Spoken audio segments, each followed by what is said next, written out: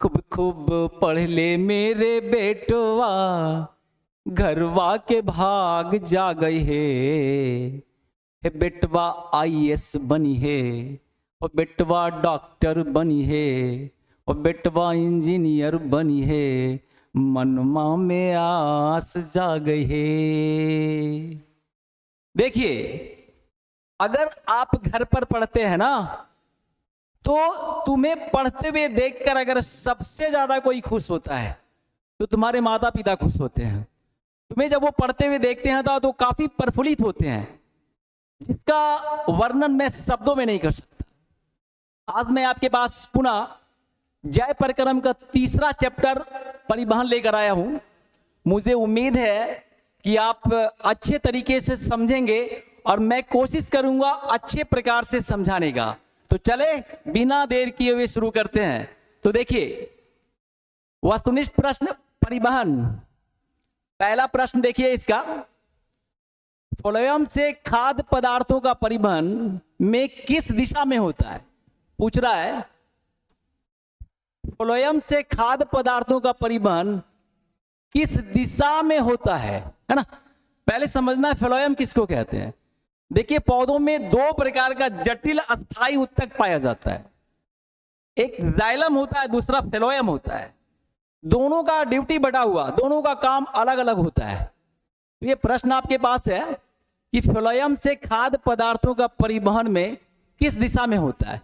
Phloem से खाद्य पदार्थों का परिवहन किस दिशा में होता है? पेड़ पौधे का भोजन पत्तियों में बनता है, और पत्तियों में तैयार भोजन को फ्लोएम जो है ना, पेड़ पौधों के सभी भागों में पहुंचा देते हैं। प्रश्न बिल्कुल आसान है, फ्लोएम से खाद्य पदार्थों का परिवहन किस दिशा में होता है? ए में केवल नीचे की ओर, कभी हो ही नहीं सकता। दूसरा, केवल ऊपर की ओर, यह कैसे हो सकता है? क्योंकि पेड़ पौधों को सभी भागों का, सारे कोशिकाओं को भोजन की जरूरत पड़ती है। सी में देखिए बोला जा रहा है ऊपर और नीचे की ओर, बिल्कुल सही आंसर। इसका आंसर सी, ऊपर और नीचे दोनों ओर। पूछा है कि फ्लोएम से खाद्य पदार्थों का परिवहन किस दिशा में होता है? पत्तियों में तैयार भोजन फ्लोएम की सहायता से पेड़ पौधों के सभी भागों में पहुंचता है। तो फ्लोएम का काम है, फ्लोएम में चालिनी नलिका पाई जाती है, जिसके कारण वे ऊपर नीचे दाएं बाएं सभी जगह भोजन को पहुंचाता है। तो आंसर इसका बिल्कुल सही आंसर। एक बार पुनः देख लीजिए, फ्लोएम से खाद्य पदार्थों का परिवहन किस दिशा में होता है? आंसर सी आ गया, ऊपर और नीचे दोनों दिशाओं में, दाएं बाएं ऊपर नीचे सभी दिशा में। चलिए आगे हम लोग बढ़ेंगे। अगला प्रश्न आपके पास आपके स्क्रीन पर दिखाई पड़ते हुए, पादप में जाइलम उत्तरदायी है। पादप में जाइलम उत्तरदायी है, जाइलम उत्तरदायी है। मैं आपको अभी तुरंत बताया कि पौधों में दो प्रकार का अस्थाई उत्तक पाया जाता है, अस्थाई जटिल उत्तक पाया जाता है, एक जाइलम एक फ्लोएम। फ्लोएम का काम है पत्तियों में तैयार भोजन को पौधों के सभी भागों में पहुंचा देना, और जाइलम का काम है, देखिए यहां पर, ए में जल का वहन करना, बी में भोजन का वहन करना, सी में एमिनो अम्ल का परिवहन, डी में ऑक्सीजन का वहन करना। देखिए, खाना तो फ्लोएम पहुंचा देता है, खाना फ्लोएम जो है ना, खाना पहुंचाने का काम करता है फ्लोएम, और पानी पहुंचाने का काम करता है फ्लोएम। खाना पहुंचाता है भैया, बढ़िया से बेटा। और जाइलम, जाइलम जो है ना, पौधों में पानी को पहुंचाता है, पानी को पहुंचाता है। क्या है? देखिए, पादप में जाइलम उत्तरदायी है, जल का वहन, खाना का वहन कौन करता है? फ्लोएम। तो जल का वहन कौन करेगा? जाइलम। पादप में जाइलम उत्तरदायी है किसके लिए? जल का वहन के लिए। तीसरा प्रश्न, तीसरे प्रश्न की ओर बढ़ेंगे। तीसरा प्रश्न आपका स्क्रीन पर दिखाई पड़ते हुए, तीसरा प्रश्न बोला है युगलिना में पदार्थों के परिवहन हेतु निम्नांकित में से कौन सी प्रक्रिया उत्तरदायित्व होती है? युगलिना पूछ रहा है कि इग्लिना में पदार्थों के परिवहन हेतु निम्नांकित में से कौन सी प्रक्रिया उत्तरदायी होती है? आंसर इसका ए में प्रासरण, बी में विसरण, सी में अवशोषण, डी में रसारोहण। देखिए इग्लिना है क्या? इग्लिना एक कोशिकीय जीव है ना? इग्लिना एक कोशिकीय जीव है। तो इग्लिना में पदार्थों के परिवहन हेतु निम्नांकित में से कौन सी प्रक्रिया होती है? तो विसरण की प्रक्रिया होती है। याद रखिएगा, इग्लिना एक कोशिकीय जीव है, इसमें पदार्थों का परिवहन हेतु निम्नांकित में कौन सी उत्तरदायी होती है? कौन सी प्रक्रिया उत्तरदायी होती है? प्रासरण नहीं होगा, अवशोषण नहीं होगा, रसारोहण नहीं होगा। आंसर क्या आ गया इसका? विसरण। चलिए चौथे प्रश्न की ओर हम लोग बढ़ेंगे। चौथा प्रश्न आपके पास देखिए, यह प्रश्न भी बहुत आसान है। हृदय से रक्त को संपूर्ण शरीर में पंप किया जाता है। प्रश्न है, हृदय से रक्त को संपूर्ण शरीर में पंप किया जाता है। ये क्वेश्चन मैं पहले भी आपको बता चुका हूं। फेफड़ों द्वारा, निलय द्वारा, आलिंदों द्वारा, इनमें से सभी। तो हृदय से रक्त को संपूर्ण शरीर में पंप किया जाता है किसके द्वारा? निलय के द्वारा। इस प्रश्न को मैं पहले भी आपको बता चुका हूं। किसके द्वारा? निलय के द्वारा। आंसर क्या आएगा इसका? निलय के द्वारा। चलिए आगे बढ़े। अगला प्रश्न आपके पास, आपके सामने स्क्रीन पर दिखाई पड़ते हुए अगला प्रश्न, रुधिर का कौन सा अवयव रक्त स्राव को रोकने में मदद करता है? पूछ रहा है कि रुधिर का कौन सा अवयव रक्त स्राव को रोकने में मदद करता है। यहां प्रश्न क्या है ना, अगर आपका शरीर का कोई भाग अगर कट छट जाता है, कभी ऐसा होता है कि चोट लगती है, कभी गिर जाते हैं, तो शरीर का कोई भाग कभी कट छट गया तो देखिएगा ब्लडवा धीरे धीरे आपका बंद हो जाएगा। बट वो बंद करता कौन है? रुधिर का कौन सा अवयव, रुधिर का कौन सा भाग रक्त स्राव को, रक्त बहने से रोकने में मदद करता है? लसिका ए में बिल्कुल नहीं, प्लाज्मा बी में ये भी नहीं, प्लेटलेट्स करता है। प्लेटलेट्स, आंसर इसका सही आएगा प्लेटलेट्स। देखिएगा ये सारे लसिका, प्लेटलेट्स, प्लाज्मा का ये रुधिर का भाग है, सारे रुधिर का भाग है। लेकिन कटने छटने पर अगर ब्लडिंग जो होता है ना, तो इसमें ब्लड को, क्लॉट ब्लड को रोकने का काम हमारा प्लेटलेट्स करता है। हमारे रुधिर में 3 प्रकार का कण पाया जाता है, याद रखना। एक आरबीसी, एक डब्ल्यूबीसी, तीसरा कण होता है प्लेटलेट्स का, है ना? तीसरा कण होता है प्लेटलेट्स का। देखिए सबका काम अलग अलग। आरबीसी का काम है, लाल रक्त कण का काम है ऑक्सीजन का वहन करना। डब्ल्यूबीसी का काम है बीमारियों से रक्षा करना। शरीर में जो बीमारी होता है, सूक्ष्म जीवों का अटैक होता है, बैक्टीरिया वायरस का अटैक होता है, तो बीमारी से रक्षा करता है डब्ल्यूबीसी। अब प्लेटलेट का काम होता है, प्लेटलेट्स का काम होता है, शरीर का कोई भाग अगर कट गया, छट गया, चोट लग गई, ब्लड बह रहा है, तो ब्लड देखिएगा धीरे धीरे धीरे करके रुक जाएगा, है ना? तो आपका ब्लडवा जो रोकने का काम करता है ना, वो प्लेटलेट्सवा करता है, याद रखिएगा। चलिए आगे बढ़े। अगला प्रश्न बेटा, अगला प्रश्न आपके पास, मैं पहले बता दिया कि बहुत सारे प्रश्न जो है ना रिपीटेड होता है। अगर फिर बोल रहा हूं, अगर प्रश्न रिपीट होता है तो इससे बोझिल होने की जरूरत नहीं है, घबराने की जरूरत नहीं है, वो आपको लाभ ही पहुंचाएगा। अगला प्रश्न क्या है? मानव हृदय में कितने कोष्ठ होते हैं, है ना? तो मानव हृदय में 4 कोष्ठ मैंने बता दिया था आपको कल ही। 4 भाग, मानव हृदय 4 भाग में बेटा होता है ना? ये आपका 1 चेंबर, 2 चेंबर, 3 चेंबर, 4 चेंबर। मानव हृदय में कितने कोष्ठ होते हैं? 3, 4, 8 और 2। आंसर इसका क्या आ गया? 4। आंसर इसका आपका आ गया 4। आंसर आ गया आपका 4। चलिए आगे बढ़ेंगे। अगला प्रश्न आपके पास, 7वां प्रश्न आपका स्क्रीन पर दिखाई पड़ रहा है। रक्त क्या है? देखो बेटा, पूछा है कि रक्त क्या है, तो रक्त का परिभाषा बहुत तरह से होता है। जैसे रक्त एक संयोजी उत्तक है ना? रक्त लाल गाढ़ा चिपचिपा द्रव्य है। तो यहां पे प्रश्न है रक्त क्या है? क्या रक्त उत्तक है? क्या रक्त कोशिका है? क्या रक्त पदार्थ है? नन ऑफ दी, इनमें से कोई नहीं। क्या ये तीनों में कोई नहीं है? तो नहीं, तीनों में तो एक आंसर आ रहा है इसका। रक्त क्या है? तो रक्त उत्तक है। कौन सा उत्तक है? तो संयोजी उत्तक है बेटा, याद रखना। संयोजी उत्तक है रक्त, संयोजी उत्तक जो पूरे शरीर को जोड़ने का काम करता है। अस्थि भी संयोजी उत्तक, बहुत सारा एग्जाम्पल है। हमारा हड्डी भी, अस्थि भी होता है संयोजी उत्तक। तो रक्त क्या है? उत्तक है। कौन सा उत्तक है? संयोजी उत्तक है। चलिए बढ़े, देखिए 8वां प्रश्न आपके पास आएगा। 8वां प्रश्न है, मानव हृदय घिरा हुआ है। मानव हृदय घिरा हुआ है। हार्ट जो हमारा है ना, हार्ट, ये हमारा हार्ट शरीर का जितना भी मेन पार्ट्स होता है ना, जैसे आपका लीवर हुआ, जैसे आपका किडनी हुआ, सारा एक झिल्ली से घिरा होता है। सेफ्टी के लिए घिरा होता है। सेफ्टी के लिए हमारा जितना भी मेन प्रमुख ऑर्गन है सारे झिल्लियों से घिरा होता है। पूछा है क्या?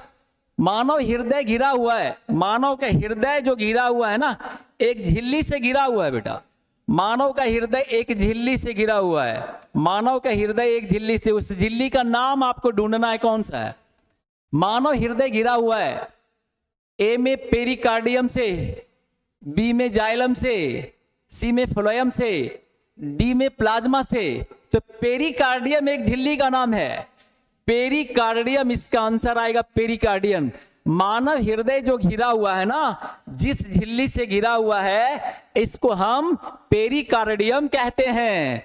अगला प्रश्न आपका, अगला प्रश्न आपका 9वां प्रश्न आपके पास, आपके स्क्रीन पर देखिए बेटा। आरबीसी की जीवन अवधि, लाल रक्त कण, रेड ब्लड कार्पल्स है ना। आरबीसी लाल रक्त कण की जीवन अवधि कितनी होती है? क्या होती है? देखिए इस धरती पर जितना भी जीव है, सारे के जीवन अवधि, सबका जीवन अवधि है, सारे के अवधि है। जितना भी छोटे से छोटे जीव, बड़े से बड़े जीव, यहां तक का हमारी पृथ्वी की भी जीवन अवधि है। हमारी पृथ्वी की भी आयु 4.6 है अरब वर्ष, अरब वर्ष, जिसमें 3 अरब वर्ष पार कर चुका है। 3 अरब वर्ष जो है ना, वो पार कर चुका है। जब 4.6 पहुंचेंगे ना, तो हमारी पृथ्वी भी, जब जिस प्रकार पृथ्वी का जन्म हुआ था, जब हमारी पृथ्वी की जन्म हुई, तो उस समय पृथ्वी का तापमान था 6000 डिग्री सेल्सियस। फिर धीरे धीरे पृथ्वी ठंडी हुई और फिर 0 डिग्री पर आ गया। एक काल था प्लीस्टोसीन काल। उस समय हमारी पृथ्वी, पूरी पृथ्वी बर्फ ही बर्फ था पूरी पृथ्वी पर। तो उस समय 0 डिग्री तापमान था और पुनः पृथ्वी का तापमान बढ़ रहा है, बढ़ रहा है, बढ़ रहा है। देख रहे हैं ना कि पहले बिहार का तापमान कितना था? 32-34 था। इस बार बिहार का तापमान कितना ज्यादा बढ़ गया है। तो तापमान बढ़ना शुरू हुआ। तो ये जब जैसे यहां पहुंचेंगे ना, तब पृथ्वी पूर्वाव स्थिति में, जब पृथ्वी का जन्म हुआ था उसी स्थिति में पृथ्वी आ जाएगी। तो धरती का जितना भी जंतु, जीव जंतु है, सारे की आयु फिक्स है। तो इसमें देखिए प्रश्न क्या है, आरबीसी का जीवन अवधि क्या होती है? तो आरबीसी का जीवन अवधि आपका ए में 120 दिन, बी में 180 दिन, सी में 80 दिन और डी में 220 दिन। देखिए अगर हम 3 को गलत है ना, तीनों गलत है, आंसर 120 दिन आएगा। आरबीसी लाल रक्त कण का, लाल रक्त कण है ना, इसका जीवन अवधि 120 दिन का होता है। याद रखिएगा 120 दिन का होता है। देखो कहीं कहीं आपको ऐसा भी पूछेगा, कंपटीशन वगैरह में पूछता है 20 से 120 दिन पूछता है बेटा, याद रखिएगा। तो 120 दिन शब्दवा जरूर याद रखना, ये हर हाल में रहेगा। तुम्हारा 10 क्लास में तो आरबीसी के जीवन अवधि 120 दिन बताया जा रहा है, लेकिन कुछ कुछ परीक्षाएं ऐसी होती है जिसमें इतना से इतना तक 120 दिन फिक्स थोड़ी, 120 दिन में सारे। अब देखो मानव का भारत में औसत आयु कितना है? 66 पॉइंट कुछ वर्ष है। तो कोई मानव 90 साल जीते हैं, कोई 100 साल जीते हैं, कोई 70, कोई 60 में ही मर जाते हैं, कोई 50 में मर जाते हैं। तो औसत आयु निकाला जाता है। खैर छोड़िए इसको, बस याद रखिएगा आरबीसी की जीवन अवधि होती है 120 दिन का। बढ़े, चलिए आगे बढ़े, हम आगे बढ़े आराम से बेटा, अगला प्रश्न को समझेंगे। देखिए अगला प्रश्न पूछ रहा है हीमोग्लोबिन की कमी से कौन सा रोग होता है। अगर आपकी बॉडी में हीमोग्लोबिन कम जाएगा तब कौन सा बीमारी आपका हो सकता है। देखिए हीमोग्लोबिन कमने से आपका बीमारी जो होता है ना, ये मधुमेह बीमारी है, ये तो इंसुलिन की कमी से होता है, इंसुलिन की कमी से होता है। पीलिया जॉन्डिस को कहते हैं, जिसको हेपेटाइटिस कहते हैं। हेपेटाइटिस कई प्रकार का होता है, ए होता है, बी होता है, सी होता है, डी होता है, बहुत प्रकार का होता है। तो इसमें हीमोग्लोबिन की कमी से कौन सा बीमारी होता है। डायरिया तो आपका बैक्टीरिया से, वायरस से, प्रोटोजोआ सबसे होता है। तो हीमोग्लोबिन की कमी से जो बीमारी हो रहा ना, इसको हम एनीमिया कहते हैं। एनीमिया बीमारी में होता है क्या, जब ब्लड की कमी, हीमोग्लोबिन की कमी हो जाती है ना, तो शरीर पीला पड़ जाएगा, व्यक्ति दुबलापन दिखाई देगा, त्वचा इसका सफेदनेस पीलापन पर आ जाएगा, रूखा आ जाएगा, शरीर उसका देखने में लगेगा कुपोषण का शिकार हो गया। तो एनीमिया हीमोग्लोबिन की कमी से जो बीमारी होती है इसका नाम है एनीमिया। क्या नाम है, एनीमिया बीमारी का नाम है। आगे बढ़ेंगे, अगला प्रश्न आपके पास 11वां प्रश्न। देखिए ऑक्सीजन का वाहक है, समझेंगे बेटा, ऑक्सीजन का वाहक है। ऑक्सीजनवा कौन ले जाता है शरीरिया में, शरीर में ऑक्सीजन कौन ले जाता है, बड़ा अच्छा प्रश्न है। देखिए सबका काम शरीर में बटा बटा होता है। WBC का काम तो अलग है, जिसको हम श्वेत रक्त कण कहेंगे, श्वेत रक्त कण। RBC को लाल रक्त कण, लाल रक्त कण है ना, लाल रक्त कण। लसिका एक चिपचिपा द्रव होता है। हमारी कोशिकाओं में, हमारे बॉडी में पूरे जगह लसिका पाई जाती है। लसिका ग्रंथि सबसे ज्यादा आपको मिलेगा ना, गर्दन के पास मिलेगा लसिका ग्रंथि, काक के पास मिलेगा और जांघ पेडू के पास मिलेगा। लसिका ग्रंथि कभी आपका गिल्टी हुआ होगा बचपन में, कभी चोट लग जाती है तो गिल्टी होता है, तो वही लसिका ग्रंथि फूलता है। तो गिल्टी देखिएगा 3 जगह होगा, गले में, काख में और जांघ के पास पेडू में। तो लसिका ग्रंथि फूलना ही गिल्टी कहलाता है, उससे फूलने से गिल्टी होता है। तो बॉडी में इंफेक्शन कहीं होता है तब लसिका ग्रंथि फूल जाती है ना। तो ऑक्सीजन का वाहक कौन है, ऑक्सीजन शरीर में कौन लेकर जाता है। तो आपका WBC श्वेत रक्त कण का तो वे ड्यूटी नहीं है, ड्यूटी इसका बिल्कुल नहीं है ना। लसिका का भी काम नहीं है, RBC का काम है। लाल रक्त कण ऑक्सीजन का वहन करता है, याद रखिएगा। आंसर इसका आ जाएगा लाल रक्त कण। फिर से एक बार देख लीजिए, प्रश्न है ऑक्सीजन का वाहक कौन है, तो ऑक्सीजन का वाहक RBC है। RBC को हिंदी में क्या कहते हैं, लाल रक्त कण कहते हैं। तो आंसर आपको इसका मिल गया। अगला प्रश्न बहुत अच्छे तरीके से समझते हुए आगे बढ़ेंगे। अगला प्रश्न है, देख बेटा,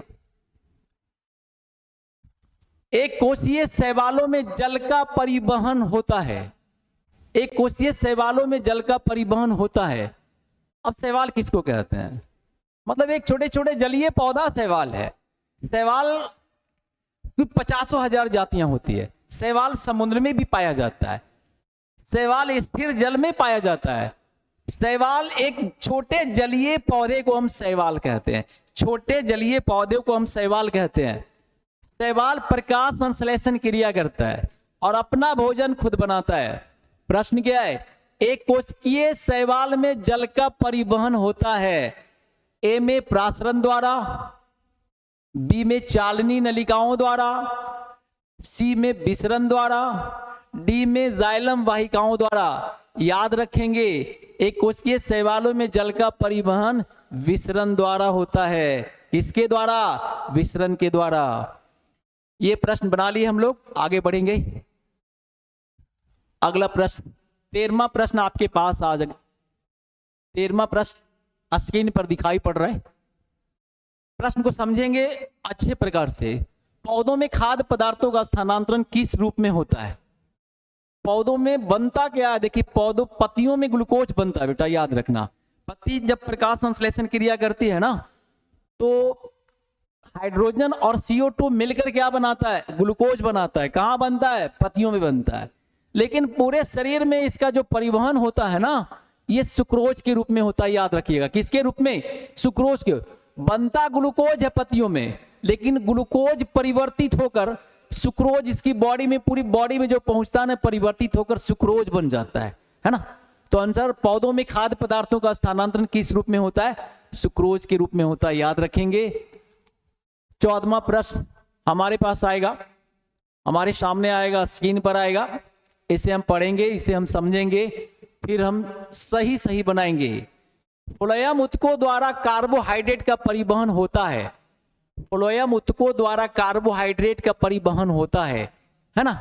पूछा है कि फ्लोएम ऊतकों द्वारा कार्बोहाइड्रेट, देखो एगो कार्बोहाइड्रेट, अब ग्लूकोज को कार्बोहाइड्रेट, ग्लूकोज कार्बोहाइड्रेट ही होता है ना। सारे, जैसे प्रोटीन, बहुत प्रकार का प्रोटीन होता है, प्रोटीन का अलग अलग नाम है।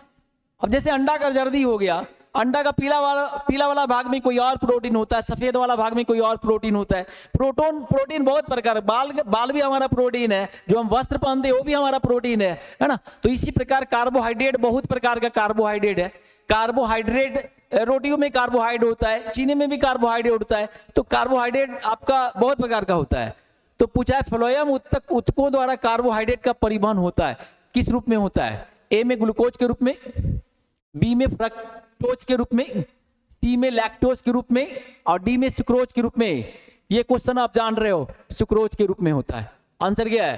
फ्लोएम ऊतकों द्वारा कार्बोहाइड्रेट का परिवहन किसके द्वारा? सुक्रोज के द्वारा हो रहा है। आगे बढ़े, चलिए ये प्रश्न भी हम लोग ढूंढ लिए हल इसका। 15वां प्रश्न आपके पास आएगा। 15वां प्रश्न क्या बोल रहा है? देखो, रक्त का थक्का बनाने में सहायक होता है। रक्त का थक्का बनाने में सहायक होता है। रक्त का थक्का बनाने में कौन सहायक होता है? देखो नाम थोड़ा चेंज हुआ है और कुछ नहीं है। इस प्रश्न को मैंने जानबूझकर डाला क्योंकि इसमें प्लेटलेट्स, इससे पहले वाले प्रश्न में प्लेटलेट्स था, लेकिन इसको, प्लेटलेट्स को एक और नाम से जाना जाता है, इसको हम ढूंढेंगे। तो रक्त का थक्का बनाने में सहायक होता है, यानी हमारे शरीर का कोई भाग कट जाता है, छट जाता है, तो ब्लड जब रुकता है ना, थक्का बनता है, तब रुकता है। तो थक्का बनाने का कौन सा काम करता है? थक्का बनाने का, देखिए लाल रक्त कण आपका दिया हुआ है, ई नहीं करता है, श्वेत रक्त कण नहीं है करता है। अब देखो रक्त बिंबाणु को ही प्लेटलेट्स कहा जाता है। रक्त बिंबाणु को ही प्लेटलेट्स कहा जाता है ना। प्लेटलेट्स, कोई कंफ्यूजन नहीं है, कंफ्यूजन होना भी नहीं चाहिए, है ना। दोनों सेम है बेटा, याद रखिएगा, है ना। तो आंसर क्या हो जाएगा? फिर एक बार चेक कर लो। रक्त का थक्का बनाने में सहायक कौन होता है? तो रक्त बिंबाणु होता है। रक्त बिंबाणु को क्या कहते हैं? प्लेटलेट्स कहते हैं। ये कण होता है। आगे बढ़ेंगे, 16वां प्रश्न आपके पास आएगा। देखिए 16वां बोला है कि खुला परिसंचरण तंत्र किसमें पाया जाता है? जंतुओं के शरीर में दो प्रकार का तंत्र, एक बंद परिवहन तंत्र, एक खुला परिवहन तंत्र। बंद परिवहन तंत्र किसको कहते हैं? जिसका रक्त जो है ना नसों में बहता है, जिसका रक्त नलियों में बहता है, इसको कहते हैं बंद परिवहन तंत्र। जैसे मानव हो गया, कुत्ता, भेड़, बकरी, हाथी, घोड़ा, सारे के सारे बंद परिवहन होता है। लेकिन इसमें पूछा कि खुला परिवहन तंत्र किसको होता है? यानी उसका रक्त पूरे शरीर में, उसके मांस में बहता है, सारी पूरी बॉडी में उसका रक्त बहता है।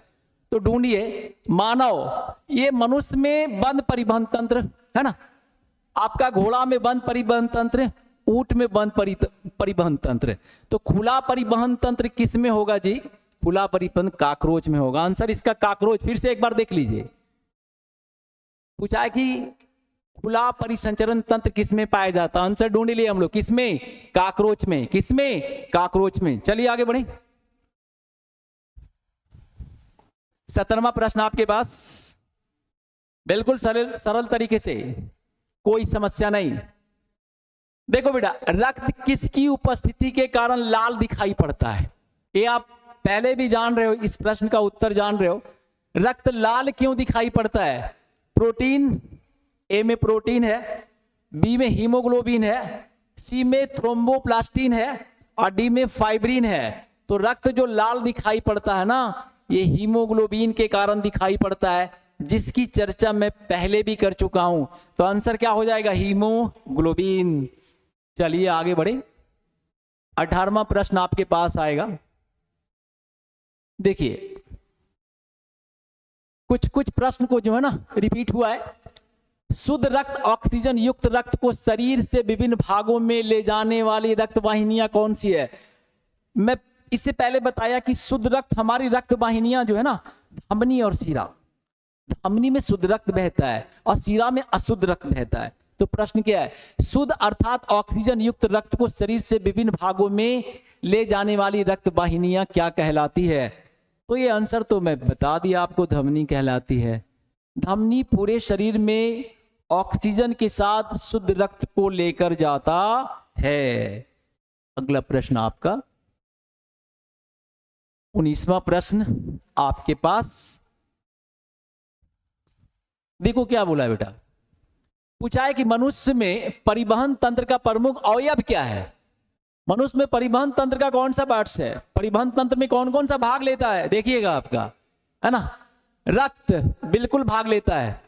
परिवहन तंत्र का ये प्रमुख अवयव है। रक्त और लसिका तो सबसे प्रमुख होता है। रक्त हो गया। दूसरा हृदय, ये भी है जी।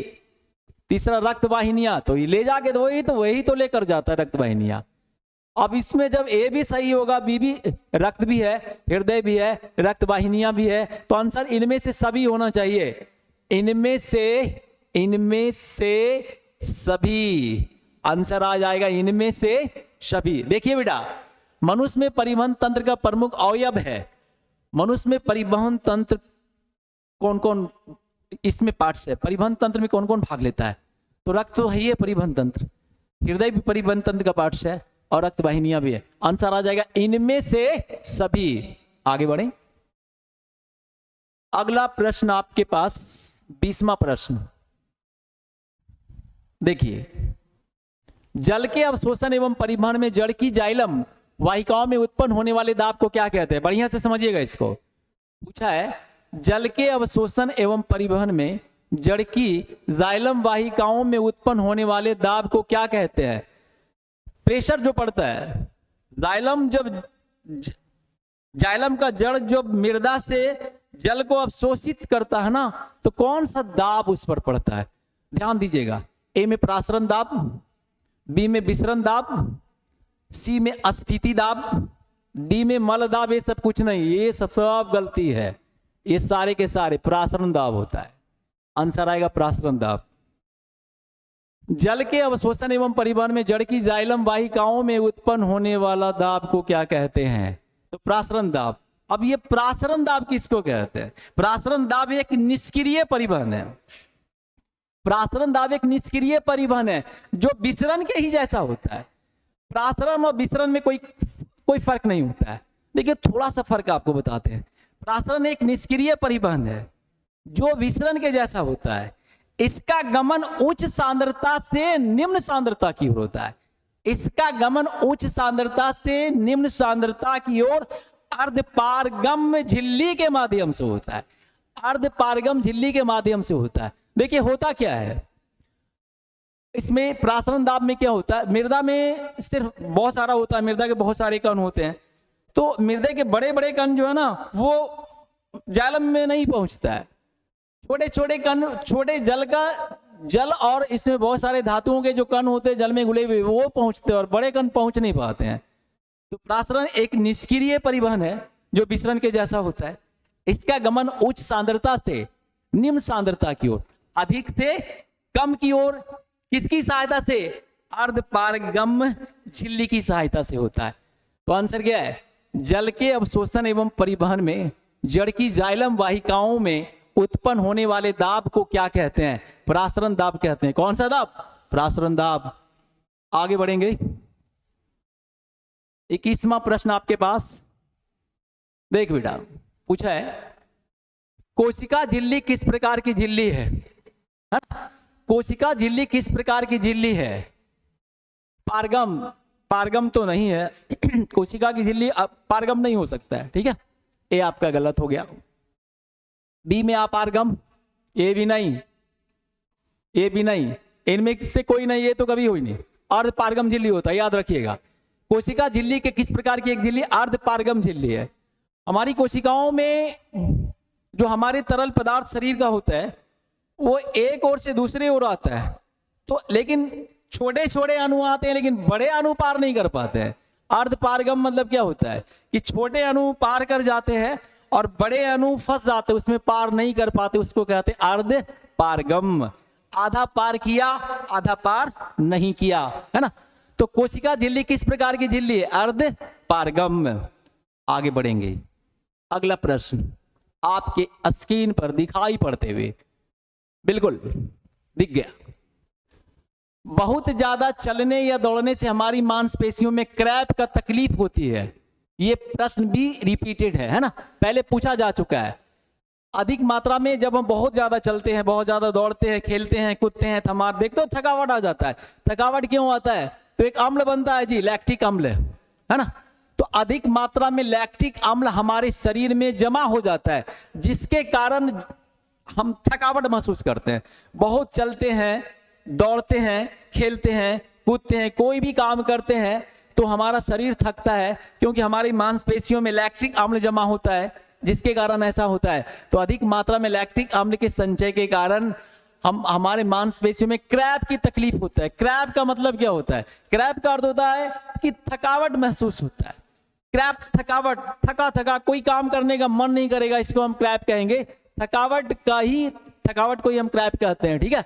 थक जाते हैं। आगे हम लोग बोलेंगे, आगे हम लोग बढ़ेंगे और बढ़ने के बाद बोलेंगे 23वां प्रश्न। ये बढ़िया प्रश्न है आपके पास। चालनी नलिकाएं पाई जाती है किसमें? ए में जंतु में, बी में जाइलम में, सी में फ्लोएम में, डी में एक कोशिकीय पौधों में। देखिए, जंतुओं में चालनी नलिका नहीं पाई जाती है। क्यों पाई जाएगी जंतुओं में? जाइलम में भी चालनी नलिका किसको कहते हैं? छिद्रमय। उसकी नलिका जो होता है ना, छिद्रमय होता है। तो चालनी नलिका सिर्फ एक में पाया जाएगा, फ्लोएम में। क्योंकि फ्लोएम क्या करता है ना, भोजन पेड़ पौधों में कहां तैयार होता है? पत्तियों में।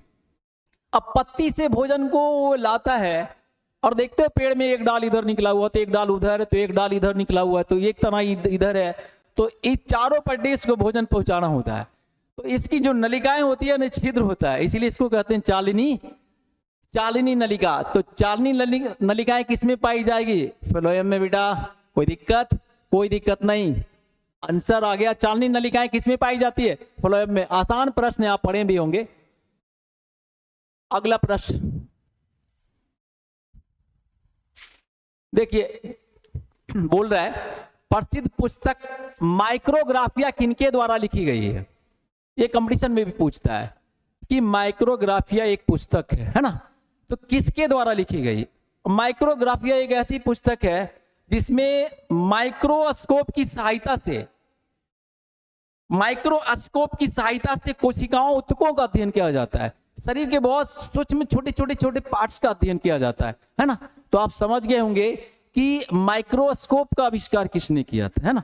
तो आंसर इसमें यही आएगा। प्रसिद्ध पुस्तक माइक्रोग्राफिया किनके द्वारा लिखी गई?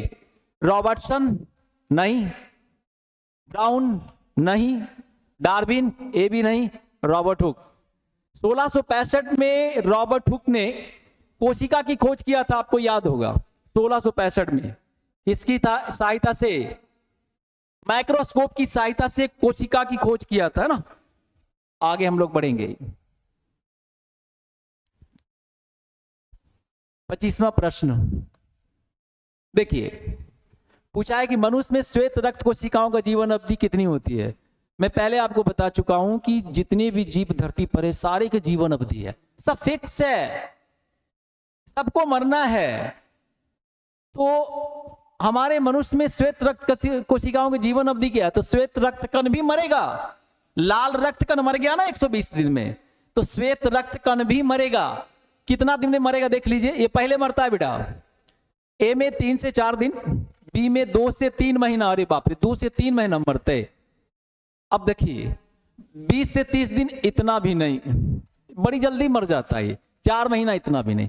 श्वेत रक्त कण कोशिकाओं की जीवन अवधि क्या होता है? श्वेत रक्त कण 3 से 4 दिन। देखिए कहीं कहीं 3 से 5 रहेगा, ये कोई कंफ्यूजन नहीं, 5 से ज्यादा नहीं रहेगा, बस याद रखना है ना। श्वेत रक्त कण 3 से 5 दिन, यानी 3 से 4 रहेगा तो 4, 3 से 5 रहेगा तो 5।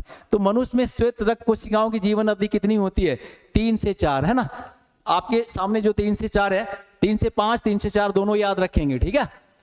अगला प्रश्न आपके पास 26वां प्रश्न, देखो क्या है, बढ़िया प्रश्न है ये भी। पूछा है कि किस जीव में हीमोग्लोबिन नहीं होता है? इस धरती पर बहुत सारे ऐसे जीव है जिसमें हीमोग्लोबिन नहीं पाया जाता है, बिल्कुल नहीं। तो इसमें ढूंढेंगे कौन सा है। ए में पक्षी है, पक्षी में हीमोग्लोबिन होता है, इसमें होता है। मनुष्य में हीमोग्लोबिन होवे करता है ना। अब देखिए मक्खी में हीमोग्लोबिन नहीं होता, याद रखिए। मक्खी को मारते हैं तो ब्लड निकलता है, इससे ब्लड नहीं निकलता है। तो वही बात है, पूछा है कि किस जीव में हीमोग्लोबिन नहीं होता है? पक्षी में होता है, मनुष्य में हीमोग्लोबिन होता है। मनुष्य में तो बहुत ज्यादा होता है हीमोग्लोबिन। तो आपका बी में क्या है? मक्खी। मक्खी में हीमोग्लोबिन नहीं होता है, याद रखेंगे। आगे हम लोग बढ़ते जाएंगे। कारवां रुकना नहीं चाहिए, कारवां हमेशा बढ़ते रहना चाहिए। देखो क्या पूछा है कि रुधिर चाप नियंत्रित होता है, ब्लड प्रेशर किसके द्वारा नियंत्रित होता है ना। देखते हैं, वृषण द्वारा, थाइमस द्वारा, थायराइड द्वारा, एडिनल ग्रंथि। देखो चारों जो नाम है ना बेटा, चारों नाम ग्रंथियों का नाम है ना। रुधिर ब्लड प्रेशर किसके द्वारा नियंत्रित होता है? वृषण ग्रंथि के द्वारा। नहीं तो वृषण ग्रंथि नियंत्रित नहीं करता है। वृषण ग्रंथि कहां पाई जाती है? हाइड्रोसील, जो मानव में, पुरुषों में जो हाइड्रोसील होता है ना, उसी के अंदर वृषण ग्रंथि होती है, ठीक है। थाइमस जो ग्रंथि होता है ना बेटा, थाइमस जो ग्रंथि होता है वो हमारे हार्ट के पास होता है, हृदय के पास थाइमस ग्रंथि होता है। हृदय के पास थाइमस ग्रंथि होता है, सारे ग्रंथियों का काम अलग अलग होता है। थायराइड ग्रंथि जो होता है ना बेटा, वो गले के पास होता है ना। ये एडिनल ग्रंथि जो होता है ना बेटा, वो किडनी के पास होता है। दोनों किडनी के पास एक एक एड्रिनल ग्रंथि पाई जाती है। इतना तो बता दिए कि कौन सी ग्रंथि कहां पर होती है। अब हम लोग सीख लेंगे, आंसर ढूंढ लेंगे। रुधिर चाप नियंत्रित होती है किसके द्वारा? एड्रिनल द्वारा, एड्रिनल ग्रंथि द्वारा। रुधिर चाप का मतलब ब्लड प्रेशर नियंत्रित किसके द्वारा हो रहा है? एड्रिनल द्वारा, यानी एड्रिनल ग्रंथि के द्वारा। आगे बढ़ेंगे, अगला प्रश्न 28वां प्रश्न आपके पास। इसमें भी प्रश्न तो आपसे मिलता जुलता है, लेकिन चेंज रहेगा ऑप्शन इसमें। खुला परिवहन तंत्र किसमें पाया जाता है? खुला परिवहन तंत्र किसमें पाया जाता है? वो आप पकड़ लीजिएगा। कबूतर में किसमें पाया जाता है खुला परिवहन तंत्र? किसमें? कबूतर में बंद परिवहन तंत्र, मनुष्य में बंद परिवहन तंत्र, बिल्ली में बंद परिवहन तंत्र। आंसर क्या आ गया? तितली आ गया ना। खुला परिवहन तंत्र किसमें पाया जाता है? तो किसमें? ये गलत, ये गलत, ये गलत। तो आंसर क्या हो जाएगा? तितली में। खुला परिवहन तंत्र किसमें पाया जाता है? तितली में। आगे बढ़े, अगला प्रश्न बनाते जाएंगे, कोई दिक्कत नहीं होगी। देखो ये भी प्रश्न आप पहले से जान रहे हो। स्वस्थ व्यक्ति का सिस्टोलिक रक्तचाप होता है। मैं पहले आपको बता चुका कि सिस्टोलिक डायस्टोलिक, जब हार्ट हमारा रक्त को शरीर में पंप करता है तो सिस्टोलिक दाब, जब हार्ट हमारा शरीर से ब्लड को प्राप्त करता है तो डायस्टोलिक दाब कहते हैं। इस प्रश्न को आप पहले जान रहे हो। स्वस्थ व्यक्ति का सिस्टोलिक दाब 120 होता है, याद रखिएगा। कितना होता है? 120। अगले प्रश्न की ओर बिना समय गंवाए, क्योंकि मुझे पता है कि आपके पास समय बहुत कम है, लेकिन अगर आप सारे वीडियो अगर आप देख लेंगे ना मेरा, तो बायोलॉजी आपका मजबूत हो जाएगा। वैसे मैं बड़ा विस्तार से बायोलॉजी का जो भी पेपर पढ़ाता हूं सारे विस्तार से पढ़ाता हूं, बस पढ़ने वाला चाहिए। अगला प्रश्न क्या है? एक स्वस्थ व्यक्ति में डायस्टोलिक रक्तचाप होता है, ये भी आप जान रहे हो, विस्तार देने की जरूरत नहीं। डायस्टोलिक रक्तचाप कितना होता है? 80 होता है। ब्लड प्रेशर कितना होता है? 120/80 होता है। 120 कौन होता है? सिस्टोलिक होता है। सिस्टोलिक है ना। बी 80 कौन होता है? Diastolic, diastolic, diastolic. इसका एक और नाम है अनुशीथिलन, अनुशीथिलन, अनुशीथिलन, है ना। अगला प्रश्न की ओर बढ़ेंगे हम लोग बिना रुके हुए। 31वां प्रश्न, अगला प्रश्न, लसिका का रंग होता है। देखो है तो सिंपल प्रश्न, लेकिन यह सिंपल में ही गलती हो जाता है। सिंपल में मैं पहले आपको बताया कि विद्यार्थी जो अच्छे विद्यार्थी क्या करता है ना, कि अब तो दुगना क्वेश्चन होता है, आधा बनाना होता है, तो जल्दीबाजी में उसको लगता है कि सब हम जानते हैं, सब हम जानते हैं, और जल्दीबाजी जल्दी बनाने के चक्कर में गलती करता है। मत ये जानवर देखते हो खाना कैसे खाता है, मानव खाना कैसे खाता है। वे खाना खाने का तरीका मानव का बिल्कुल गलत है। खाना चबाकर खाया जाता है, बिल्कुल चबाएंगे, पूरे खाना को पीस डालेंगे। दांत किस लिए है? खाने को चबाने के लिए, पीसने के लिए। लेकिन हम लोग क्या करते हैं, निवाला लिए और गटक गए, है ना। लेकिन देखते हो जानवर ऐसा नहीं करता है। जानवर देखो कि खाना खाएगा, फिर पेट में ले जाएगा, फिर अपचा भोजन पुनः लेकर आएगा मुंह में, चबाते रहेगा। जो हम गांव में क्या बोलते हैं, कौरिया करना, कौरिया करते रहता है ना। तो लसिका का रंग होता है, लसिका का रंग जो है ना हरा काहे का होगा, लेकिन नीला भी नहीं होता है ना। और लाल तो खैर लाल होवे नहीं करता, हीमोग्लोबिन का होता है। तो हल्का पीला, है ना। लसिका का रंग हल्का पीला आपको कहीं कहीं परीक्षा में दिखेगा, या रंगहीन दिखेगा, याद रखिएगा। रंगहीन भी रहेगा, रंगहीन। रंगहीन का मतलब होता है बिना रंग वाला, याद रहे। लसिका का रंग होता है हरा, बिल्कुल नहीं होता है। लाल तो होवे न करता है, हल्का नीला तो और नहीं होता है, हल्का पीला हो सकता है। हल्का पीला या फिर रंगहीन बिना कोई रंग का। आंसर आपका हल्का पीला आपका सिलेबस में दिखता है, कहीं कहीं रंगहीन दिखता है, दोनों ध्यान रखेंगे जो भी आपका, लेकिन बस हल्का पीला या रंगहीन। आगे हम लोग बढ़ेंगे बेटा। अगला प्रश्न 32वें प्रश्न की ओर। देखो क्या है ना, अगला प्रश्न भी आपको आसान है जी। डायलिसिस मशीन द्वारा रक्त का शुद्धिकरण प्रक्रिया कहलाती है।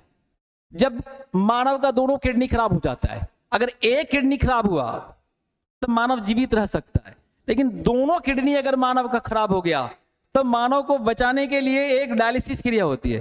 क्योंकि हमारे बॉडी में टॉक्सिन, हमारी बॉडी में हानिकारक पदार्थ जमा होने लगता है, जो किडनी साफ करके पेशाब के रास्ते से निकलता है। तो डायलिसिस कब होती है? जब दोनों किडनी खराब हो जाता है तब होता है। तो क्वेश्चन क्या है, डायलिसिस मशीन द्वारा रक्त का शुद्धिकरण प्रक्रिया क्या कहलाती है?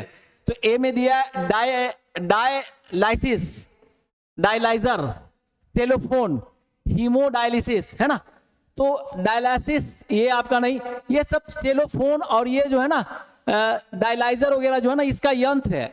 जब डायलिसिस क्रिया करते हैं ना तो सेलोफोन वगैरह का इस्तेमाल किया जाता है ना, लाइजर वगैरह का इस्तेमाल किया जाता है। लेकिन डायलिसिस मशीन द्वारा रक्त का शुद्धिकरण प्रक्रिया कहलाती है हीमोडायलिसिस। आंसर आ गया हीमोडायलिसिस, हीमोडायलिसिस। आंसर आ गया हीमोडायलिसिस, आंसर आ गया हीमोडायलिसिस। डायलिसिस मशीन द्वारा रक्त का शुद्धिकरण क्या कहलाता है? हीमोडायलिसिस।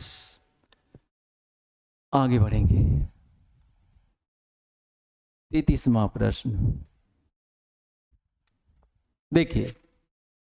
33वां प्रश्न क्या, न्यूक्लियस शब्द किनके द्वारा दी गया? न्यूक्लियस शब्द है, न्यूक्लिक अम्ल हमारे केंद्रक के अंदर आरएनए डीएनए होता है ना, तो आरएनए डीएनए होता है ना, लेकिन यह न्यूक्लियस शब्द किनके द्वारा दिया गया है? ये कुछ और प्रश्न पूछा कि न्यूक्लियस शब्द किनके द्वारा दिया गया। तो ए में रॉबर्ट ब्राउन, दूसरा रॉबर्ट हुक, तीसरा पलाडे, चौथा आपका बिचार्ड है। तो न्यूक्लियस शब्द किनके द्वारा दी गई है? तो रॉबर्ट ब्राउन के द्वारा न्यूक्लियस शब्द दिया गया बेटा, याद रखिएगा। आंसर इसका रॉबर्ट ब्राउन, न्यूक्लियस शब्द दिया गया किसके द्वारा? Robert brown. अगला प्रश्न 34वां प्रश्न आपके पास आ गया, इसको तो ऐसे ही पकड़ लीजिएगा, आप जान रहे हो ना। निम्नलिखित में से कौन सा संवहन उत्तक है? संवहन उत्तक किसको कहते हैं? जो पानी को, भोजन को ढोने का काम करता है। संवहन किसको कहते हैं? जो एक स्थान से दूसरे स्थान ले जाने का काम करता है। तो ढूंढ लीजिए ना कौन कौन है। ए में आपका एपिडर्मिस है, बी में आपका फ्लोएम है, सी में आपका जाइलम है, तो जान लीजिए संवहन ऊतक फ्लोएम भी हो गया और जाइलम भी हो गया। ध्यान दीजिएगा ये पेड़ पौधों का जटिल अस्थायी ऊतक है। तो ध्यान दीजिएगा फ्लोएम जीवित होता है, इसकी कोशिका जीवित होती है, फ्लोएम की कोशिका जीवित होती है, याद रखिएगा जीवित होती है, ठीक है। और ये जाइलम की कोशिका मृत होती है, जाइलम की कोशिका मृत होती है ना। इसको ऐसे याद रखेंगे। प्रश्न क्या है, निम्नलिखित में कौन सा संवहन ऊतक है? तो आपका बी वाला फ्लोएम भी है और सी वाला जाइलम भी है। तो आंसर क्या आएगा? डी आंसर, बी एवं सी दोनों। क्लियर? चले आगे बढ़े। अगला प्रश्न देखिए जी, पूछा मानव में डायलिसिस थैली है, मतलब डायलिसिस डॉक्टर क्या करता है ना कि कौन सी थैली में डायलिसिस मशीन को सेटिंग करता है, कहां लगाता है वो। मानव में डायलिसिस थैली है, यहां थैली लिखना चाहिए, डायलिसिस थैली है। ए में नेफ्रॉन, बी में न्यूरॉन, सी में माइटोकॉन्ड्रिया। न्यूरॉन नहीं, माइटोकॉन्ड्रिया नहीं, इनमें से कोई नहीं। आंसर क्या हो गया? नेफ्रॉन आंसर आ गया। मानव में डायलिसिस थैली किसको कहते हैं? नेफ्रॉन को कहते हैं। चलिए ये भी बन गया। आगे चल मेरा लड्डू खाते जाओ। अगला बेटा, मानव हृदय औसतन परकुंचन दाब कितना है? परकुंचन दाब किसको कहते हैं? परकुंचन दाब जब हमारा हार्ट जो होता है ना, मानव हृदय हार्ट जब सिकुड़ता है, तो हार्ट कब सिकुड़ेगा? जब उससे ब्लड निकलेगा तब सिकुड़ेगा, है ना। तो ध्यान दीजिएगा, ब्लड गति जो होता है ना ब्लड का, वो धमनी में 120 होता है और सीरा में 80 होता है। तो यहां प्रश्न, मानव हृदय औसतन परकुंचन दाब कितना है? जब हार्ट हमारा सिकुड़ता है तो कब सिकुड़ेगा? ब्लड निकालेगा तो ब्लड तेजी के साथ भेजता है, तो उसका गति कितना हो गया? 120 गति हो गया। और जब ये धीरे धीरे ब्लड को प्राप्त करता है ना, तो गति इसको क्या हो गया? 80 हो गया। देखिएगा आपका दो सिस्टम है, ब्लड आपका हाथ में देखिएगा तो ये मोटा वाला जो नस होता है ना, ये वाला, ये आपका धमनी है, इसमें रक्त का प्रवाह बहुत तेज गति से होता है, बहुत ये मोटा है, ये अंदर ही ये इसमें ब्लड रक्त का गति बहुत ही तेज होता है। और ये कलर जो आपका बैगनी कलर का दिख रहा है ना, जिसमें आप इंजेक्शन लेते हो, ये सीरा है, इसमें गति ब्लड का गति 80 होता है और धमनी में 120 होता है। और अगर इसको कोई काट लेता है ना, तो इतना ज्यादा ब्लडिंग होता है, इतना ज्यादा ब्लडिंग होता है, इसकी मरने की संभावना बन जाती है। लेकिन ऐसी गलती आप नहीं कीजिएगा, क्योंकि मानव जीवन बहुत हमारा वेद क्या कहता है, हमारा पुराण, हमारे धार्मिक पुस्तक क्या कहता है कि बहुत अच्छे काम 84 लाख योनि में हमारा आत्मा भटकता है ना, बहुत अच्छे काम करते हैं तो मानव योनि प्राप्त होता है। इसलिए अपने जीवन अनमोल है। यह आपका जीवन सिर्फ तुम्हारे लिए नहीं, तुम्हारे जीवन पर बहुत सारे का अधिकार है। तुम्हारा माता पिता का पहला अधिकार, तुम्हारा भाई बहन का दूसरा अधिकार, दादा दादी सारे का अधिकार होता है, यहां तक कि गांव का अधिकार, यहां तक कि देश का अधिकार। तुम्हारे शरीर पर तुम्हारा अधिकार नहीं, बहुत सारे का अधिकार होता है। इसलिए अपनी शरीर को हमेशा बचा के रखिएगा। मानव हृदय औसतन परकुंचन दाब 120 हो गया बेटा, है ना। चल आंसर बढ़। अगला प्रश्न देखिए, अगला प्रश्न, रक्त का पीएच मान कितना होता है? सबका पीएच मान होता है, जैसे साधारण जल का पीएच मान 4 होता है ना, सबका पीएच मान होता है। तो रक्त का पीएच मान है 6। रक्त देखिए, रक्त का पीएच मान 6 नहीं, रक्त क्षारीय होता है बेटा, याद रखना, तो 6 से ऊपर ही होगा, है ना। तो रक्त का पीएच मान ए में 6 दिया हुआ है, बी में आपका 9.6 दिया हुआ है, डी आपका 5.5 है। तो रक्त का पीएच मान 7.4, ये कंपटीशन में भी आता है। कंपटीशन में ऐसे प्रश्न पूछे जाते हैं, रक्त का पीएच मान कितना होता है? 7/7.4, बटा नहीं 7.4। रक्त का पीएच मान कितना होता है? 7.4 बड़े। चलिए 38वां प्रश्न आपके पास, किसकी उपस्थिति के कारण रक्त वाहिनियों में रक्त नहीं जमता है? बढ़िया प्रश्न है जी। किसकी उपस्थिति के कारण रक्त वाहिनियों में रक्त नहीं जमता है? यह प्रश्न पहले माइंड में आता था कि बाहर हमारा रक्त जब कट उठ जाता था, रक्त थक्का थक्का बन जाता था, बाहर देखते तो ब्लड जम जाता था, तो ब्लडवा जम जाता है बाहर, तो शरीरिया में काहे नहीं जमता है? ये प्रश्न बढ़िया प्रश्न है। ये कंपटीशन में भी इस प्रश्न का सामना आपको करना पड़ेगा बहुत बार।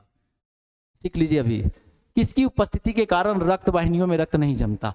किसकी उपस्थिति के कारण हमारे शरीर के नसों में रक्त नहीं जमता है? तो एगो प्रोटीन है बेटा, जेकरा देखिए एकरा में प्लाज्मा, सबका काम अलग अलग हो, है ना। ये प्लाज्मा क्या है? प्लाज्मा बिल्कुल अलग चीज है। जैसे हमारे रक्त को किसी चीज में अगर रक्त को तुम जमा करोगे ना, देखना जब ब्लड को डोनेट किया जाता है ना, तो देखना कि ब्लड हम किसी को अगर देते हैं तो पहले पॉलीथीन में, डायरेक्ट नहीं देते हैं, तो पॉलीथीन को अगर छोड़ देंगे तो जम जाएगा। तो नीचे देखना कि कण जमा हो जाएगा, नीचे जो है ना कण जमा हो जाएगा, नीचे रक्त कण जमा हो जाएगा, रक्त कण। ऊपर देखना पनिया के जैसा रहेगा, है ना, तरल पर ऊपर रहेगा। अब देखिए प्लाज्मा ज्यादा हो वो है, प्लाज्मा देखिए 55% हो वो है, समझ नहीं। और रक्त कणवा जो हो है ना 45% हो वो है, 45%। पूछल के किसकी उपस्थिति के कारण रक्त वाहिनियों में रक्त नहीं जमता? प्लाज्मा हो गया। विटामिन तो जानबे करते हो, विटामिन हम फल फूल से प्राप्त करते हैं ना। और प्रोटीन तो किसकी उपस्थिति के कारण रक्त वाहिनियों में रक्त नहीं जमता? आंसर आ जाएगा हिपेरिन। आंसर क्या आएगा? हिपेरिन भी एक प्रोटीन है ना, हिपेरिन भी एक प्रोटीन है। लेकिन ये हिपेरिन किसकी उपस्थिति के कारण रक्त वाहिनियों में रक्त नहीं जमता? तो हिपेरिन के कारण हमारे शरीर के अंदर रक्त नहीं जमता है। चले आगे बढ़े। अगला प्रश्न आपका 39वां प्रश्न पूछा है कि बढ़िया प्रश्न है आपका। देखिए, लाल रक्त कणिका का निर्माण कहां होता है? बड़ा बढ़िया प्रश्न है कि लाल रक्त कणिका का जन्म कहां होता है? सबका जन्म स्थान होता है ना, तो लाल रक्त कणिका का जन्म कहां होता है? यकृत में, हृदय में, अस्थिमज्जा में, डी में नॉन ऑफ दिस, इनमें से कोई नहीं। तो लाल रक्त कणिका का जो निर्माण होता है ना अस्थिमज्जा। अब अस्थिमज्जा किसको कहते हैं? हड्डियों के बीच वाले पार्ट्स, मान लेंगे इसको हड्डी है ना, हड्डी है, तो इस बीच वाला इसका केंद्रीय भाग में देखना एक जेली टाइप का पदार्थ होता है। अगर आप मांस खाते हो, मैं तो शाकाहारी हूं, अगर आप मांस खाते हो ना तो हड्डी को आप सुड़ो खींचते होंगे, जब ऐसे करते होंगे तो एक तरल जेली वाला पदार्थ जाता होगा मुंह में आपका, इसी को हम अस्थिमज्जा कहते हैं, अंग्रेजी में बोन मैरो कहते हैं, ठीक है। तो हड्डियों के बीच में जो खोखला वाला भाग होता है ना, खोखला वाला भाग जो होता है ना, उसको हम लोग अंदर वाले पार्ट्स बीच में, उसको बोन मैरो कहते हैं। हड्डी देखिएगा तो बीच में नली रहेगा, तो नली पूरे खाली नहीं रहता है, इसमें जेली के समान पदार्थ होता है ना, पीले पीले पदार्थ होता है, और भी 2 कलर का होता है ये। तो अस्थिमज्जा को बोन मैरो कहते हैं और हड्डी के केंद्रीय बीच वाले भाग को हम अस्थिमज्जा कहते हैं। तो लाल रक्त कणिका का निर्माण कहां हो रहा है बेटा? अस्थिमज्जा में। अस्थिमज्जा में ज्यादा हुआ, और भी हो वो 2-3 जगह, लेकिन अस्थिमज्जा में ज्यादा होता है। चलिए आगे बढ़िए। अगला प्रश्न आपका 40वां प्रश्न। देखिए ये बढ़िया प्रश्न है, पूछल के कि आरबीसी एवं डब्ल्यूबीसी का अनुपात होता है। अनुपात कितना होता है? ए में 100/500, बी में 10/600, सी में 1/600, डी में 1/700। देखिए आरबीसी और डब्ल्यूबीसी का अनुपात हुआ 1/600, है ना। ये आपका ऊपर वाला जो 1 हो ना, ये डब्ल्यूबीसी हो, याद रखना, है ना, व्हाइट ब्लड कार्पल्स। ये आपका डब्ल्यूबीसी, ये हो गए आरबीसी, ये हो गए आरबीसी, है ना। तो आरबीसी एवं डब्ल्यूबीसी का अनुपात कितना हो गया? 1/600, है ना, 1/600। अब देखिए ये कभी कभी डब्ल्यूबीसी बढ़ जाता है, बॉडी में इंफेक्शन वगैरह होता है ना, कोई बड़ा सा बीमारी, ल्यूकोमिया वगैरह, बहुत सारे ऐसी बीमारी है जिसमें हमारा श्वेत रक्त डब्ल्यूबीसी की संख्या बढ़ जाती है। एड्स वगैरह भी होता है तो डब्ल्यूबीसी की संख्या, कैंसर वगैरह भी होता है तो डब्ल्यूबीसी की संख्या बढ़ जाती है ना। तो यहाँ पे पूछा है कि आरबीसी एवं डब्ल्यूबीसी का अनुपात कितना होता है? तो 1/600 होता है। आंसर आपका कितना हो गया? आंसर सी हो गया, 1/600। आगे बढ़े। अगला प्रश्न आपके पास 41वां प्रश्न, एक कॉमन प्रश्न बनाएंगे हम लोग बस, 51। आरबीसी का कब्रगाह किसे कहते हैं? लाल रक्तकण का कब्रगाह। देखिए जन्म हो वो है ना, जन्म कहां ले रहे? अस्थिमज्जा में। आरबीसी का जन्म कहां हो रहा? अस्थिमज्जा में। अब मरता कहां है ये देख लीजिए। ए में हृदय दिया हुआ है, बी में यकृत दिया हुआ है, सी में मस्तिष्क दिया हुआ है, डी में इनमें से कोई नहीं दिया हुआ है। तो देखिए आपकी सिलेबस में यकृत डाला हुआ है, लेकिन इसको हम शुद्ध कर देते हैं, है ना। आरबीसी का कब्रगाह आपके सिलेबस में, आपकी किताबों में यकृत डाल दिया है, लेकिन आरबीसी का जो कब्रगाह होता है ना बेटा, वो प्लीहा, तिल्ली भी कहते हैं इसको, अंग्रेजी में इसको स्प्लीन कहते हैं, स्प्लीन कहते हैं ना, स्प्लीन कहते हैं। तो आरबीसी का कब्रगाह जो है ना, जहां आरबीसी मर जाता है, डेथ करता है, प्लीहा कोई तिल्ली कहते हैं ना, और तिल्ली कोई स्प्लीन कहते हैं, अंग्रेजी में इसको स्प्लीन कहते हैं। ये रहता कहां, याद रखिएगा, ये कहां पर रहता है। तो आरबीसी जो है ना, तिल्ली, आमाशय और डायफ्राम, देखो किस, आमाशय डायफ्राम के बीच, आमाशय डायफ्राम के बीच, यकृत के बाईं ओर, आमाशय डायफ्राम के बीच, आमाशय डायफ्राम नीचे, डायफ्राम आपका सबसे नीचे, डायफ्राम आमाशय ऊपर। खाना आप जब मुंह से खाते हैं तो भोजन हमारा कहां जाता है, आमाशय में जाता है। तो पूछा है कि आमाशय और डायफ्राम के बीच यकृत के बाईं ओर प्लीहा या तिल्ली पाई जाती है। यकृत के बाईं ओर, यकृत के बाईं ओर प्लीहा कहां पाया जाता है, यकृत के बाईं ओर, यानी लीवर के बाईं ओर। फिर क्या याद रखेंगे, आमाशय और डायफ्राम के बीच में, आमाशय और डायफ्राम के बीच में यकृत के बाईं ओर प्लीहा या तिल्ली या स्प्लीन पाया जाता है। तो आरबीसी का कब्रगाह जो है ना, हम प्लीहा, तिल्ली, स्प्लीन को कहते हैं। आपकी पुस्तक में यकृत भी रहेगा, यकृत को नहीं कहते हैं। आरबीसी का कब्रगाह किसको कहा जाता है, प्लीहा को, तिल्ली को और स्प्लीन को। कोई के किताब में मिलेगा यकृत। अगर ये तीनों नहीं रहेगा और यकृत रहेगा तो टिक किस में मारिएगा, यकृत में। चले आगे बढ़े, अगला प्रश्न, 42वां प्रश्न, मनुष्य का हृदय 1 मिनट में कितना बार धड़कता है? ये हम बता चुके हैं। मनुष्य का हृदय 1 बार में कितना बार धड़कता है, 72 बार, है ना। मनुष्य का हृदय 1 मिनट में कितने बार धड़कता है, 72 बार धड़कता है ना। चलिए आगे बढ़ेंगे।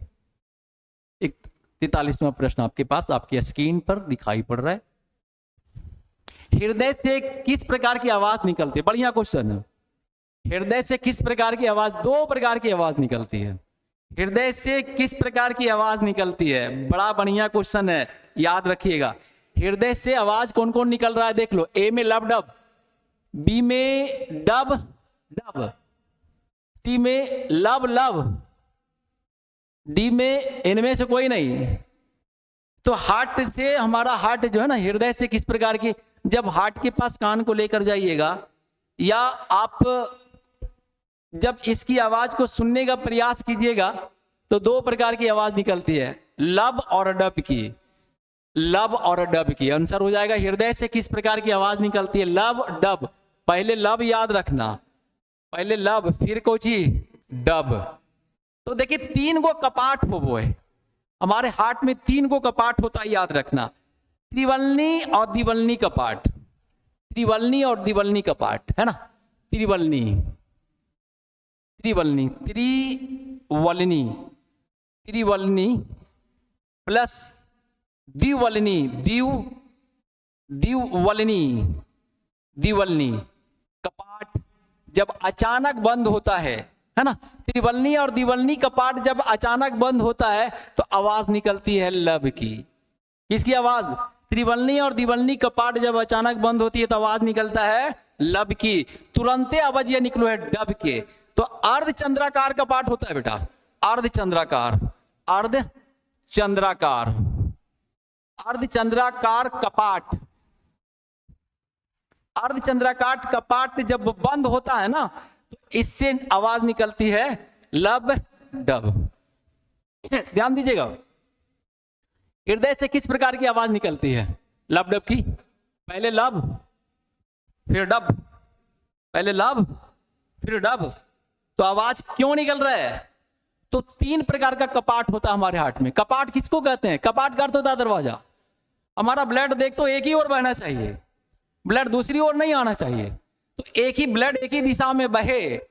इसमें कपाट की प्रमुख भूमिका होती है कि ब्लड को रिटर्निंग आने के लिए ना दें, है ना। तो हार्ट में 3 प्रकार का कपाट, त्रिवलनी कपाट, द्विवलनी कपाट। त्रिवलनी कपाट और द्विवलनी कपाट जब अचानक बंद होता है तो आवाज निकलती है लब का। अर्धचंद्राकार कपाट जैसी बंद होता है तुरंत एक आवाज निकलती है डब का। बड़े चलिए समझ गए हैं बिल्कुल। 44वां प्रश्न आपके पास, इसको आप जान रहे हो है ना। पूछा है कि सिस्टोलिक दाब का पारा कितना होता है 120। सिस्टोलिक दाब का पारा कितना होता है 120। डायस्टोलिक दाब का पारा कितना होता है 80। Systolic 120, diastolic 80। Systolic 120, diastolic 80। चलिए आगे बढ़िए। 45वां प्रश्न आपके पास पूछा है डायस्टोलिक दाब का पारा कितना होता है 80। बिना समय गंवाए इसको बनाएंगे। कितना होता है 80। बढ़िया आगे। 46वां प्रश्न देखिए, ये बढ़िया प्रश्न है आपका है ना। रुधिर परिसंचरण की खोज किसने किया? रुधिर परिसंचरण की खोज किसने? पहले लोगों को ये नहीं मालूम था, पहले वैज्ञानिकों को मालूम नहीं था कि ब्लड भी हमारा जो है ना चलता है, हमारे पूरे शरीर में ब्लड दौड़ता है और भी काफी गति से दौड़ता है। तो रुधिर परिसंचरण की खोज किसने किया? तो रुधिर परिसंचरण की खोज जो किए थे ना, वो हमारा ए में विलियम हार्वे, बी में डार्विन, सी में मेंडल और डी में न्यूटन। सब अलग अलग काम किया। डार्विन अलग काम किया, डार्विन का काम अलग है, न्यूटन का काम अलग है, मेंडल का काम अलग है ना। ये रुधिर परिसंचरण की खोज किया था हमारे विलियम हार्वे ने। आंसर इसका क्या आ गया? William Harvey. सबका काम अलग अलग। अगला प्रश्न 47वां प्रश्न आपके पास।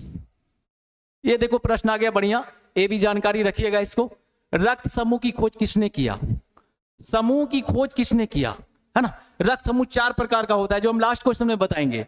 रक्त समूह की खोज किसने किया? ए में कार्ल लैंडस्टीनर, बी में डार्विन, सी में स्टैनले, डी में इनमें कोई नहीं। तो रक्त समूह की खोज किसने किया? देखो पहले भी ब्लड चढ़ाया जाता था, पहले भी ब्लड, लोगों को ब्लड की जरूरत होती तो चढ़ाया जाता था, लेकिन व्यक्ति मर जाता था क्योंकि ब्लड का ग्रुप अलग अलग 4 ग्रुप में ब्लड बटा होता है, सबका अलग अलग ग्रुप होता है, जिसके कारण दूसरे ग्रुप को ब्लड चढ़ाने से व्यक्ति मर जाता था। तो वैज्ञानिकों को लगता था कि अरे ये मर क्यों जाता है ना। तो ये पहले हम ये जानेंगे कि रक्त समूह की खोज किसने किया। तो ब्लड ग्रुप का खोज किया कार्ल लैंडस्टेनर ने। किसने किया? Karl Landsteiner. रक्त समूह की खोज किसने किया? Karl Landsteiner. क्लियर? स्टेनर या स्टीनर एक ही होता है। बड़े चलिए बहुत अच्छा। चलो 48वां प्रश्न, अच्छे बच्चे की तरह ध्यान देंगे। हृदय की धड़कन को किस यंत्र से मापते हैं? सबका मापने का अलग अलग होता है। अमीटर को हम विद्युत धारा में, अमीटर को हम विद्युत धारा से मापते हैं है ना। इसको इसमें थर्मामीटर हम ताप को मापते हैं। अब कुछ ही बच गए, स्फैग्मोमैनोमीटर है ना। पूछा हृदय की धड़कन को किस यंत्र से मापते हैं? स्फैग्मोमैनोमीटर। तो हृदय की धड़कन जो आला देहाती में नहीं कहते हो कि आला कान के पास डॉक्टर लगाता है आपका, जो आपके पास धड़कन को देखता है ना, हार्ट वार्ट को सब चेक करता है। तो धड़कन, हृदय की धड़कन को किस यंत्र से मापा जाता है? तो आला कोई नाम नहीं है भाई, इसका नाम वैज्ञानिक नाम है, इसका जो नामकरण वैज्ञानिकों ने किया है ना, स्फैग्मोमैनोमीटर। स्फैग्मोमैनोमीटर, स्फैग्मोमैनोमीटर। हृदय की धड़कन को किस यंत्र से मापते हैं? स्फैग्मोमैनोमीटर। बढ़ो आगे, सारे समझ गए, बहुत अच्छे बच्चे। 49 देखो, शिराओं में रक्त का परिवहन किस ओर होता है? शिराओं में रक्त का परिवहन किस ओर होता है? किधर होता है? हृदय की ओर होगा, मस्तिष्क की ओर होगा, यकृत की ओर होगा या वृक्क की ओर होगा? मैं आपको पहले बताया कि शिरा ब्लड को लेकर आता है कहां? हृदय में ले आता है। आंसर क्या होगा? शिराओं में रक्त का परिवहन किस ओर होता है? हृदय की ओर होगा। किस ओर होगा? हृदय की ओर। क्योंकि शरीरिया में रक्त जो जा रहा है ना, वो वापस कहां पर आता है? हार्ट में आता है। और हार्ट रक्त को कहां भेजता है? फेफड़ा में भेजता है ना। तो प्रश्न क्या है? शिराओं में रक्त का परिवहन किस ओर होता है? तो हृदय की ओर होता है, यानी शरीर से हृदय की ओर। चलिए आगे बढ़ेंगे। 50वां प्रश्न आपके पास देखो, आ गया इसका विलोम। पूछा है धमनियों में रक्त का परिवहन किस ओर होता है? धमनी में देखिए, उल्टा कर दे अगर खाली बस। धमनियों में रक्त का परिवहन किस ओर होता है? शरीर की ओर, बी में हृदय की ओर, सी में फेफड़ा की ओर, डी में इनमें से कोई नहीं। तो धमनियों में रक्त का परिवहन किस ओर होगा? हृदय से शरीर की ओर होगा ना जी, बिल्कुल समझे आप। तो धमनियों में रक्त का परिवहन होगा शरीर की ओर, शरीर की ओर। धमनियों में रक्त का परिवहन किधर? शरीर की ओर। शिराओं में रक्त का परिवहन किधर होता है? हृदय की ओर। बहुत अच्छा, आगे बेटा लास्ट क्वेश्चन आ गए हम लोग। अगला प्रश्न आपके पास है, पूछा है रक्त समूह कितने प्रकार का होता है ना? तो आप जान रहे हो ये कॉमन क्वेश्चन है, साधारण प्रश्न है ना? तो रक्त समूह ए में 4 है, बी में 6 है, सी में 8 और डी में 3 है। तो रक्त समूह 4 प्रकार के हुए। अब 4 प्रकार का कौन कौन होता है? देखो पहले क्या है ना कि रक्त समूह के बारे में लोगों की जानकारी नहीं थी, तो ब्लड में खोज हुआ था, है ना? ब्लड में खोज हुआ, एंटीजन की खोज हुई। एक प्रोटीन है, नाम थोड़ा लग रहा है ग्लाइकोप्रोटीन या कुछ ऐसा ही है ना? तो एंटीजन, 2 प्रकार का एंटीजन रक्त में मिला, इसका नाम रखा गया एंटीजन ए और एंटीजन बी। एंटीजन ए और एंटीजन बी। जिस मानव के रक्त में एंटीजन ए मिला तो इसको रक्त वर्ग कितना हो गया? ए मिला तो इसका ब्लड मिल गया ए।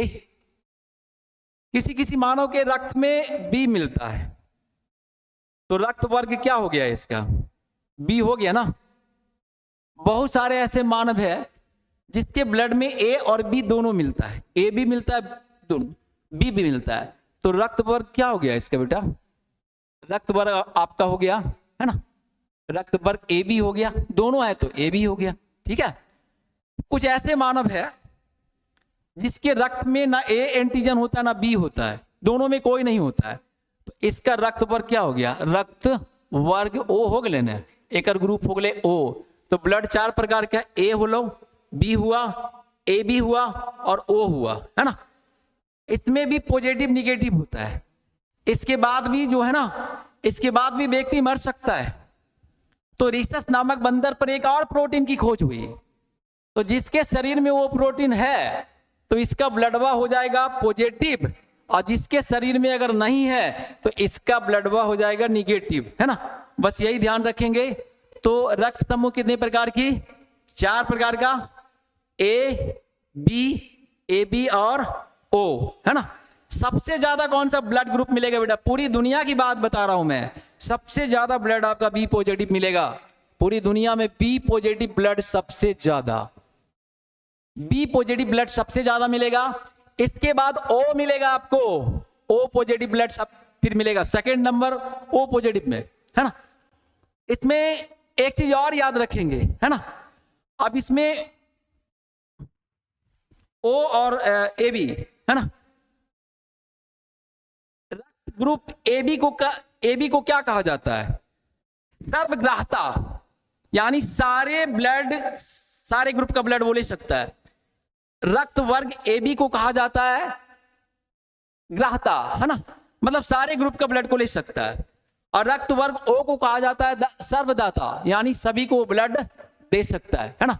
और मैं बहुत विस्तार से बताता हूं, बस इतना ही जानकारी, बहुत जटिल बनाऊंगा तो आपका जो मस्तिष्क है ना थोड़ा लगेगा इधर उधर भागने लगेगा। चलिए दैट्स ऑल, आज का क्लास इतना ही, और मैं फिर दोबारा अगले दिन आऊंगा और आपके लिए फिर ज्ञान का खजाना लेकर आऊंगा।